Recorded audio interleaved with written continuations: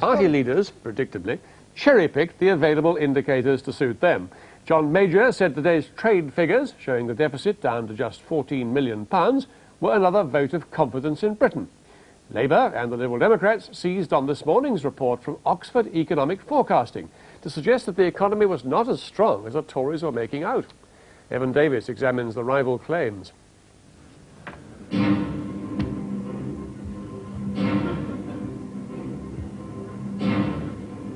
It was Good News Day on the economy, a point not exactly easy to miss for those at Conservative Central Office. Economic growth confirmed at above 3%, and the balance of payments almost back in the black. At the moment we have the most successful major economy in Western Europe, which is achieving growth with low inflation. But the extravagant deployment of the word boom in this campaign fits slightly uncomfortably with the efforts of the Chancellor in the past to break Britain's roller coaster economic psychology. One of the guidelines I've laid down throughout my chancellorship has always been no return to boom and bust. So, is it a boom today, and do we want one?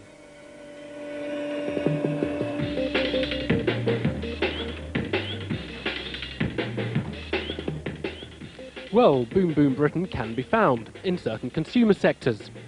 Style magazine The Face, for example. For one thing, it's finding buyers in plentiful supply.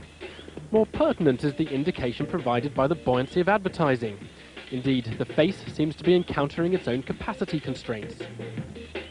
The situation used to be that the advertising would slightly decline in the winter and in the summer. We're finding now that that's not happening, and in fact, at certain times, we're actually finding it quite hard to fit all the copy in the magazine, as well as the adverts. This is the face of the economy on which the Conservative campaign is concentrating. But if the whole country were doing this well, you could be sure it would end in tears. Those economists who agree with the Conservative idea that we're booming are already warning of the aftermath. The reputable outfit Oxford Economic Forecasting today paints one of the more pessimistic scenarios, with interest rates rising 0.75% this year, the economy slowing down to a paltry growth rate of 1.8% next year, and inflation still exceeding 3% for the rest of the decade. Tears indeed. The strong economy at home is already making life tough for some manufacturers. Canford Audio, for example, makes broadcasting equipment in Newcastle. 35% of the turnover is exported. But a strong domestic economy has led interest rates up, which has led the pound up and made life tough for exporters. We have seen over the course of the last 6 months a growth in UK business, but that's been offset by a decline in export business, largely due to the rapid appreciation of the pound, mainly in our European markets. And we're seeing drops in sales of between 7 and 8%. And while that has an effect on choking off the excess of any boom, it also makes the boom a little less healthy. It's not just exports that have suffered, but investment. Plans for new capacity have been put on hold. Certainly investment has been a disappointment in this recovery. Across the whole economy, growth in investment has been stagnant in recent years. Last year it grew by a mere 1%. Manufacturing investment, only 1/8 of the total, has been more erratic. But according to Labour Party calculations, that fell last year by 8%. All grist to the opposition mill. Unless we deal with some of the fundamental questions affecting our industry and our education and skills levels, then we won't get a recovery and prosperity that actually lasts. So you can hold any number of views on whether the economy is booming, and any number of views as to whether that is or is not all right. What is perhaps most important, though, is the widespread view of the economics profession that after the election, whoever goes into number 11, it will be time to take some action. For one thing, it does look as though steps will have to be taken to slow the economy down.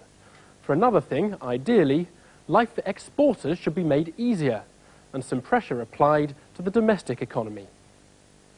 The consensus among economists, though, and Jeremy Weltman here monitors the forecasts of virtually the whole profession, is that the new Chancellor will have to act on interest rates as soon as he arrives.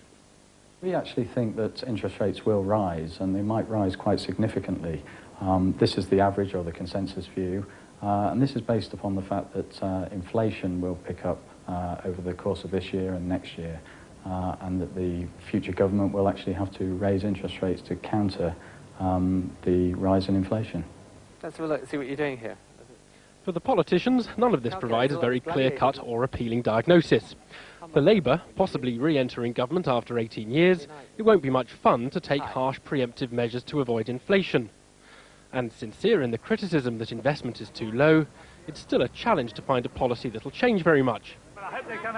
For the Conservatives, if they win, they'll look careless if they have to resort to immediate post-election economic remedies.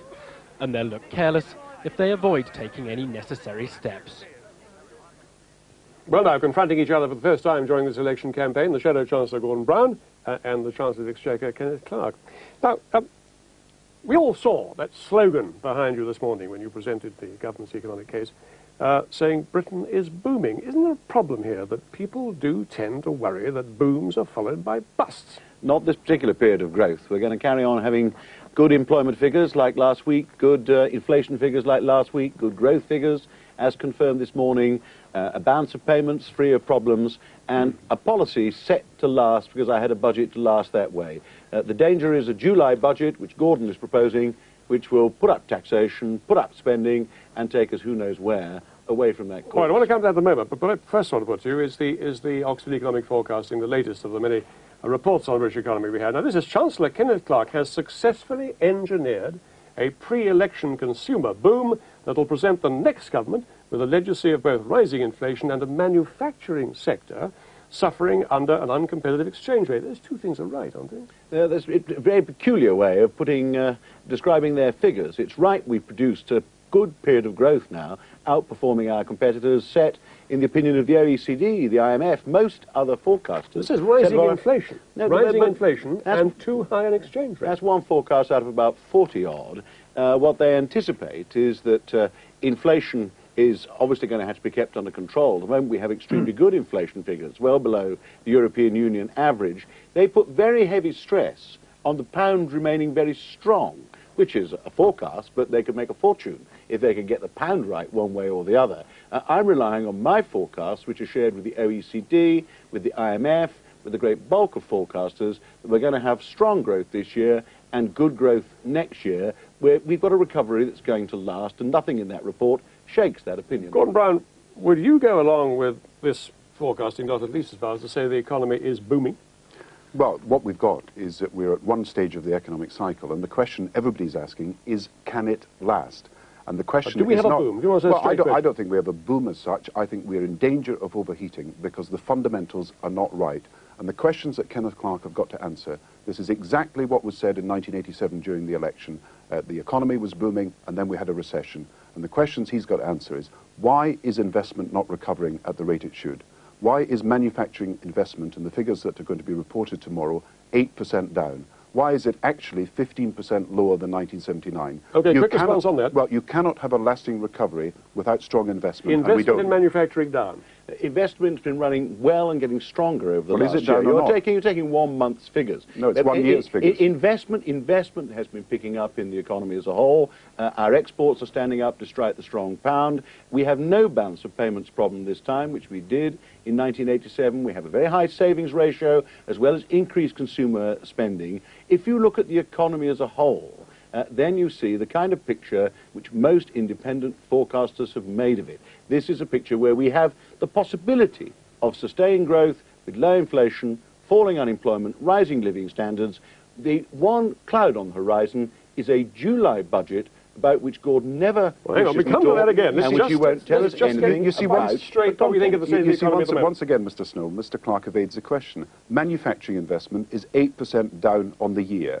It is 15% down on 1979. If you're going to have sustainable growth in a modern economy, you've got to have high levels of investment. Neither has business investment nor manufacturing investment recovered. And of course, the Conservatives are unworried about it because these problems will wreck a recovery unless they are dealt with, and we will find out about them later. Now, why is manufacturing investment so much lower than last year and 1979 if the economy is doing so well? Can you give us an answer? Overall investment in the economy is growing, as Gordon knows. Investment last year was overall stagnant. investment in the economy is set to grow because what produces investment is expectations of growth in consumer demand, expectations that you're going to have stable economic climate. That is what we have. That's why we're performing so well. What Gordon won't answer is your first question.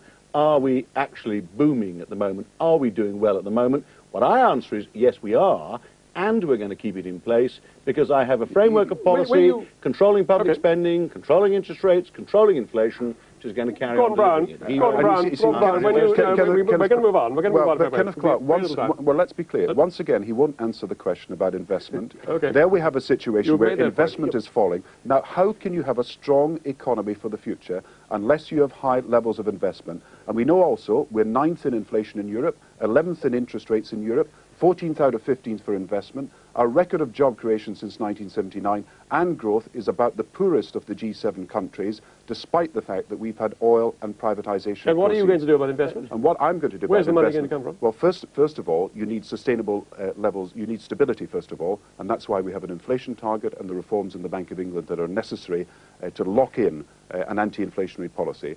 Secondly, we have been prepared to say that we will consult with the CBI and others about investment incentives that can get levels of investment at this stage in the recovery right.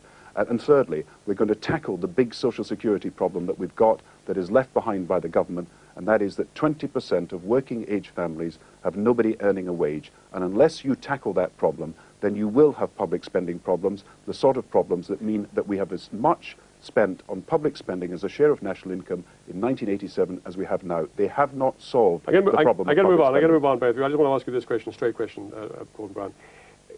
If you take over in May, and you have that first meeting with the Governor of the Bank of England, Eddie George says to you, you've got to raise interest rates. We've had this election campaign. Now all bets are off. We've got to raise interest rates. You'll go along with it, will you? Well, no Chancellor or Shadow Chancellor speculates about what decision is going to be made about interest rates a month in advance, and Kenneth Clarke would be foolish to do so as well. Do you think they should be higher now? But what I think we should do is get levels of investment in this economy sorted out. We should get the welfare to work budget in place so that we can get levels of social security spending now, and then we've got a chance of having our public finances at a stable level. You know that the deficit at the moment is 26 billion. He hasn't sorted out the problems of public finances. I'm going to talk about the deficit it's now. 26 billion. It'll be 19 billion next year, and the national debt has doubled. Whether either of you like it or not, I think you will agree that what every city forecaster and city economist is saying, that the state of our public finances is now so serious that you're simply not going to solve this without, over the course of the next few years, at least if not in the first year, raising taxation. Now, are you going, like Gordon Brown has, are you going to commit a Conservative government not to raise the levels of income tax or national insurance contributions? I've set my tax plans, I've set my spending plans. It isn't true that every commentator challenges them. We are on path to achieve my forecast for the PSBR this year. We've set a path to get down to balance at the end of the century, which Gordon won't acknowledge. If Gordon says the public finances are out of control, which taxes is he going to raise? Or which expenditure is he going to cut? Will you raise that? Will you commit yourself? I have set a budget for the next year. I have put out full tax and spending proposals which are delivering economic success, which I'll stick to for the year. It's my opponent who says he wants a July budget. The opponent won't say how much he intends to raise by the windfall tax. He won't say who's going to pay it. He obviously knows all that. He must have planned by now a July budget. He won't say how he's going to fit the gaps in his policy because he doesn't have my privatisation receipts. He's going to allow councils to spend more money on council house building. There must be a tax he's going to raise. First of all, there are no gaps in our policy. Every proposal we've got is properly funded. The windfall tax is designed to solve the problem I mentioned, which is welfare to work. The fact is, it is your budget that raises the tax burden. The tax burden is raised next year as well under your budget and the year after. Now, will you confirm that that's the case? The windfall tax... Well, will you confirm that's the case, The windfall tax must raise the tax burden. Will you confirm that's the case, first of all? No. Well, is it true or not? You mentioned the windfall tax. No, I asked you, is the tax burden going to rise under your proposals next year as well as this year and the year after? The budget I had reduced income tax. It kept the tax burden at the level it was before the last election. Gordon's undoubtedly going to raise... Why doesn't he answer the question? I interrupting late in the... No, he raised the question of the tax burden, and I you said, mentioned the windfall is it rising tax and you're this trying year? to get off it again. Well, I'm sorry, You're Ken, but raising the tax burden with a windfall tax. Is it you rising? must know how much you want to raise. You must know who's going to pay it, and you won't say so. If the public finances were in a mess, which I think you said, over and above your plans, the windfall tax, what are you going to do about it? Which taxes are you going to raise in July? What spending are you going to cut? They're the legitimate questions. I have a budget. I have plans. You have plans. You have a shadow budget, but it's coming in a few weeks' time, and you won't tell anybody I'm going to come to it in a minute. I just want, it. like you, to be clear about the Chancellor's position on taxation. Are you prepared to commit this government, as Gordon Brown has committed the Labour Party in government, not to raise the level of taxation, the rates of taxation on income tax, in the lifetime of a government? No, I'm committed as to reducing it to 20 pence as a standard rate. I've been reducing the rate of income tax the last 2 years. I'm amazed. You will not raise, under any circumstance, you will not raise the rate. Our taxation policy is to get down as soon as we can safely afford it to a 20p standard rate. I can't conceive we will remotely raise the rates of income tax. Gordon is the person who suddenly... But you can't commit yourself not to. What I'm setting policy to do, and I'm shown I can achieve it, to get a 20p basic rate. All Gordon said is that he won't raise the rates we've got, but there are hundreds of other taxes he could raise. He ruled out another yesterday, which is the national insurance cap. As he plainly requires money, and as he's plainly going to raise it in the July budget, he's got to answer where he's going to raise it. Well, first of all, we haven't had a straight answer from Kenneth Clarke on income tax. The fact is the tax burden under the Conservatives will rise this year, next year, and the year after, and that is the published figures. As far as Labour is concerned, there are no public expenditure commitments that we have that require there to be extra taxes in a budget. And the fact of the matter is the windfall tax is to deal with a huge problem that Kenneth Clarke has failed to address. 250,000 young people needing jobs, and I believe that even the utilities accept the wisdom of that proposal. The trouble with all this is, however much you may dislike this windfall tax, or say you do, but you did it yourselves. You raised windfall tax on the excess profits in the banks back in '81. That's when the banks made automatic profits when they raised interest rates, not when, as in the case of the utilities, they cut costs more than people expected and made more profits than people expected, which the Labour Party is proposing to move in and to start reducing them. I have always said in my budgets what I'm going to do. I've set the aim of reducing the rates of income tax, and I've done it, half-heartedly opposed by Gordon Brown in my last budget. I have set clearly my plans for next year, and I've always stuck to my plans. It's delivered economic success. Your problem here is, however much you may claim the economy's recovered, however much you may claim that things are going well, people simply don't appear to believe you, and they don't appear to be prepared to give your party the credit for it. They're not afraid of Labour anymore. Isn't that your problem? Business is not afraid of Labour. People aren't afraid of Labour. Why should we fear him?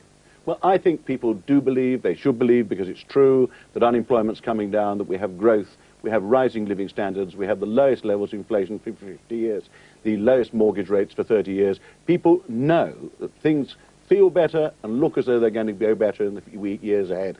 What I certainly agree we have to get across to the public is you shouldn't hand that to a Chancellor who's about to have a budget in a few weeks' time, which plainly raises the tax burden, plainly isn't totally described by the windfall tax, even though he'll give no details of that. We're going to have a change of policy and a change of course, and it puts what we've achieved at risk. This is a ridiculous set of propositions. The purpose of the windfall tax is to deal with a problem that has been unaddressed for 18 years.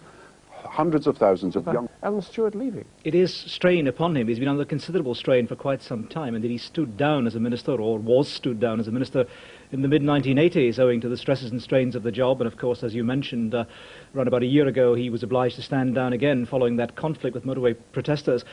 Finally, I think the stresses and strains were brought to a head at the weekend with further substantial tabloid newspaper coverage of his private life, and that would appear to have prompted him to take the decision, as he puts it in the letter to his constituency chairman, to lay stress upon his family responsibilities rather than constituency. Brian, any thought that Michael Forsyth, who would of course dearly like rescuing presumably at his Stirling seat, which is about the 7th most valuable seat in the country or something, any chance of him replacing Mr. Stewart? On the face of it, very tempting. A notional 236 majority is all that Mr. Forsyth's defending.